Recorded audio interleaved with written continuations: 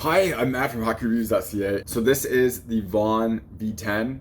So not this pad. I don't have the V10 anymore. This set was borrowed from Just Hockey.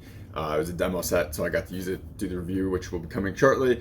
But this is the thigh rise test and like RVH and butterfly test with the puck machine to see how this pad does in terms of keeping pucks out by just itself. Now, I have been very critical of Vaughn in the past about how soft their pads are. And I understand people have personal preferences with pad stiffness and everything, but Vaughn was very bad for like across the face stiffness where you could basically fold them. Warrior was really bad with this before the G5, and Vaughn was bad with this. I think they were still not great with it at the V10 too. And the SLR3 was better in stock form, but we saw how the result of how soft the stock SLR pad is. Again, this is the stiff one, like a really stiff custom one. So we saw the results of the stock SLR3 in that video, which you can see up there, and it didn't do well. It was honestly, like the performance of it was really bad.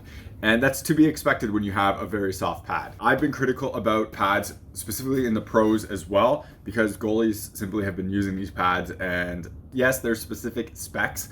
Like Jonathan Wick and Jack Campbell both use V4 pads, so they're really old style. Like the build of them is very old, and they were very soft. And I would just point out when thigh rise goals would go in when the goalies had it covered, but the pad kind of just like acted kind of like a doggy door, tilted in and went in. I call that out. I always call out stuff when like equipment kind of fails, because one, I find it's interesting, and two, I think pointing that out allows people to realize kind of what the benefits of different specs are, as well as companies can kind of see to improve on things. So we have seen huge improvements on soft pads in terms of like stiffness in the thigh for specifically like RVH coverage and pad seal and butterfly coverage. Brian's has done a great job on their genetic line. It's now called the Iconic, where it used to be a lot softer, and same with the Optic, where their core would flex after usage. They updated it up with their Bride core, made it stiffer. So we're going to take a look at these V10s, which are very different in stock form compared to their previous ones, and see how they overall perform on this test and see how it is. Again, this video wouldn't have been possible without the help of Just Hockey. Check them out in the description, link to their Instagram as well as their website. If you buy anything from them, let them know you came from Hockey Reviews. It'd be greatly appreciated. Without their help on like this and the app eFlex set, I wouldn't have been able to do these tests. They helped a ton with this and let me borrow their demo stuff and let me use it against puck machine stuff. So I'm greatly appreciative of it, and it'd be really helpful to me if you kind of buy something from them and let them know that them helping me is actually like a good thing as well. And really quickly for the overview of this test, these are shot at about 65 miles per hour. The boning machine isn't perfect. You can see that like I missed a few at the beginning and I wasn't perfectly lined up. So I try to make it as lined up as possible to make it as fair as possible, but it is 65 miles per hour. But again, it's around that because the machine isn't perfectly consistent. So it kind of goes lower, it kind of goes higher. So it's a mix. So it's the best I can do with this machine. Now, before we begin all that, Core Tech, which are core shorts, and people have heard of these before, they were labeled under Under Armour before. Now Bauer sells hockey specific one,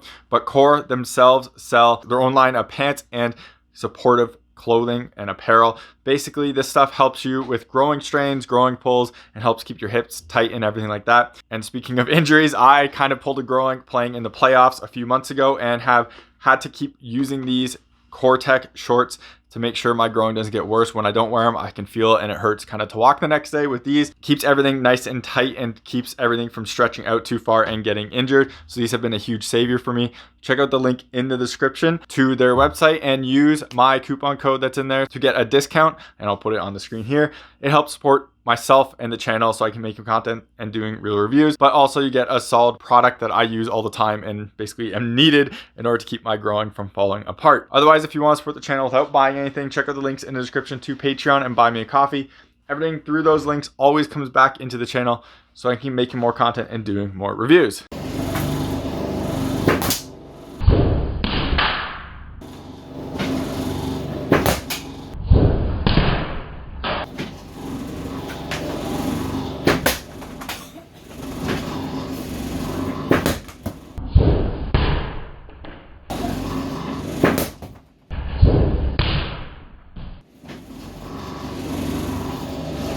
Yeah.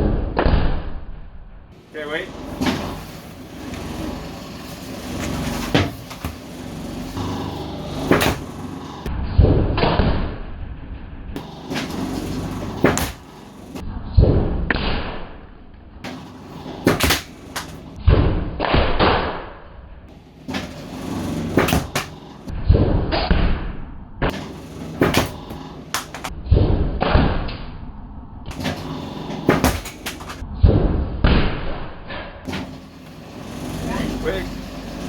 Yeah.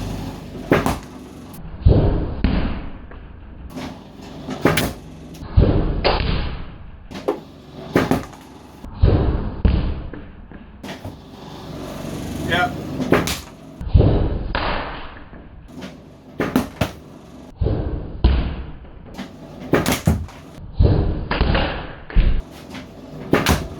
Wait.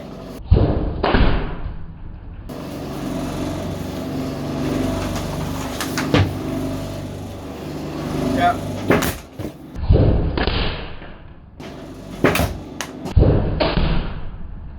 Wait.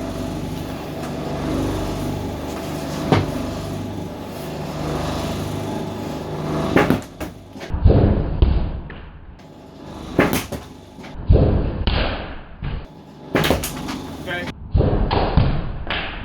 So as you could see with these results, the Vaughn pad, V10 pad in the stock flex setup here did pretty well considering it is still a softer pad. Now the below the knee break is still something that is going to let the pad flex and it's going to cause some goals once in a while, but that stiffer core and the stiffer above the knee really helps with this test, and it will honestly really help soft goals. And people use this spec a lot in like the pros and stuff. You're going to see a lot less of the pad bending over and just allowing things to go in. So it's definitely a lot better seal, and you can see that, and it does perform pretty well overall. I don't really know how you get an overall better result here without stiffening below the knee. So I think Vaughn is kind of at a nice happy medium, because I understand people still want softer pads, and this pad will break in more as well too, so it will be softer at that knee. This gives you a good mix of a softer style of pad while still having that stiffer like upper knee to actually keep pucks out and actually do its job. This pad compared to that stock SLR3 is a night and day difference in terms of results. The SLR3 was very, very bad. This one did overall pretty well, and I'm pretty impressed with it. I would have no issues using this pad, and I wouldn't feel uncomfortable with this pad while using it, which is not something I can say with the SLR3, where at its stock set, I definitely notice like pucks going through that one thigh rise, and that is one of the reasons how I noticed that my pads were actually built wrong. Is after using it, I